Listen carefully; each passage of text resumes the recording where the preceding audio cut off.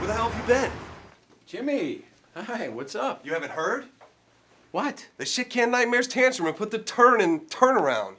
No. There's got to be some sort of explanation. Look, I don't know where my secretary is. I'm going to go find her. We'll get to the bottom of this, I promise. Dwight, come here. This is my nephew, Dwight. This is Mr. Denby. You take care of him until I get back. Jimmy, don't worry. I'll handle this. Fine, go. Hi, Mr. Denby. Dwight Gruber. Yeah, hi. I know you hear this all the time, but let me say that I'm a really big fan. I've seen all of your movies, and they're all terrific, really. All of them? Uh-huh. Out of all my films, which is your favorite? It has to be the one with Yeah. the guy that, Okay. The truth is, I really don't get into watching movies that much, and I really haven't seen any of your movies. But Wallace! I'm still a really big fan.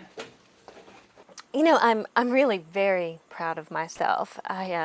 My sabbatical it's been a real breakthrough for me. I've channeled my anger through various anger management techniques, and I found other outlets for my hostility. And here's my number one outlet now. Morning. Now, these magic fingers have performed miracles. Not to mention his many other talents. He's much more than a personal trainer. Actually, I'm an actor, first and foremost. I was classically trained in New York, and I was with the touring production of Othello. Anyway, this has really helped me put the past behind me. You know, I really don't care what happens to James. No, I take that back. I wish him all the best. I hope he does well. Couldn't people consider that a little disingenuous, considering what's happened? What are you talking about? You haven't heard? Heard what? That Nightmare's Tantrum was buried by the studio, and the turn's been placed in turnaround. You're kidding, right? I heard that Nightmare's Tantrum really sucks.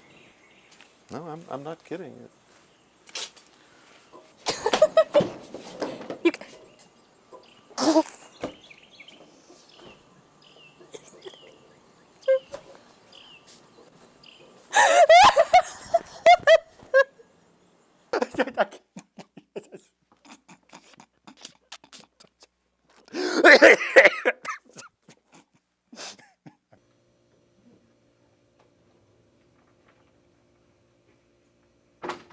Miles!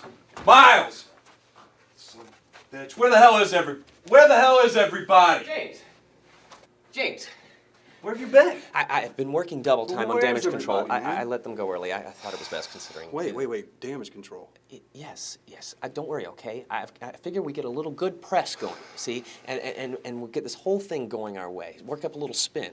I've got it all taken care of. I brought some press with me to talk to you. Stephen Reif from... Reif?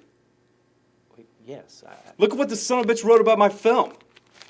Look, public spared from having a terrible nightmare. And this son of a bitch hasn't even seen the film and he's trashing it. I didn't know. Good. I mean, now you can tell him your side. Bullshit. No. Sit down with him. We can use this. No. James, we need spin. No. James, I'm losing it here, okay? My astrologist quit last week, and my shrink is out of the country, and then my girlfriend isn't talking to me, and my wife is, and I just... Fine. Great. This will help, I promise, okay? Jim, it's a pleasure. Great! This is great! Are you happy now? You bet. God, he's bleeding all over the carpet. How are you dealing with the studio's response to your film, Nightmare's Tantrum? Hey, and on top of that, placing your current production, The Turn, for lack of a better phrase, in turnaround. How does a James Denby react to that? What does he feel? It's no big deal. Yeah, some punk down at Ubiquitous Studios pushes the wrong button and things get out of hand and it's no big deal. Yeah, but how do you react to all the stories in the press? Well, you know, they smell blood in the water, so they print whatever they think that will sell. You know, regardless of the truth. You know, and as soon as that machine starts to get into motion, it starts snowballing. And that's why I called this press conference today, to set the record straight. Now, the people want to hear what I have to say, and I'm ready to tell them. Hey, look, maybe the posters got delayed. You know how the post office is, right? Are you sure you had the right day, the date? Maybe the hours messed up. Maybe. Oh, hey.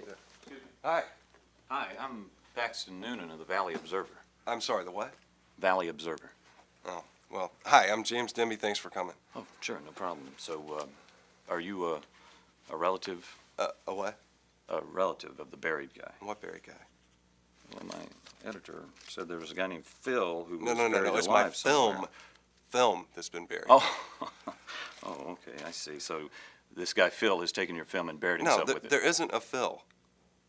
Well, then what's the name of the guy who's buried alive? No, no, no. My studio has buried my film, and I'm trying to... Wait a minute. There isn't anyone who's been buried alive? No, no, no, listen.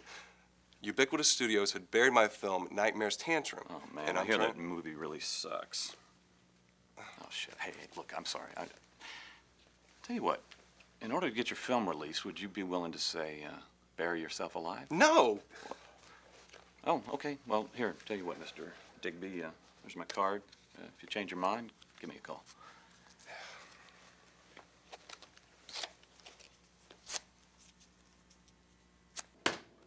It's not my fault. I never believed in the talentless hack. I knew Nightmare's Tantrum was going to be a bomb, but I trusted those backstabbing little pricks who reassured me that it was going to be a masterpiece. All their coverage on it was pure praise. It's their fault. So what happens? I get fired and they get promoted. Now, how's that for fair? Screw them. I wouldn't work for this company anymore anyway. They could offer me CEO and I'd tell them to shove it.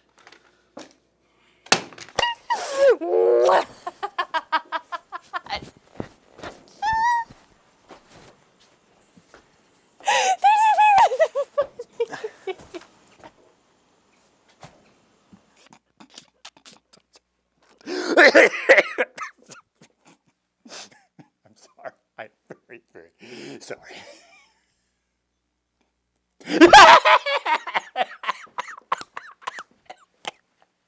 Actually, before we get back to your Oscar picks, let's change topics for a moment. James Denby. What happened? I mean, here he is one day, the Hollywood darling, the next day he's the red-headed stepchild. Why? Well, let's just say it's a shame he can't direct as well as he can punch. Charlie, to be completely frank, I believe that James's talent is nothing more than a well-crafted PR campaign from a studio desperate for a hit. In all honesty, I find his work derivative, plotting. His acting and that of his fellow performers was bordered on the two-dimensional. If you feel this way, then why did you give Societal Suicide 4 stars? Hey, you gave it 3.5. Hey, it's less than 4. Not when you average it together. Charlie, I have to tell you, I have never even seen Societal Suicide. But you gave it 5 stars. I just used my usual technique. I averaged your scores together and added a star. Hell, I haven't sat through a movie in over 20 years. Bladder problems.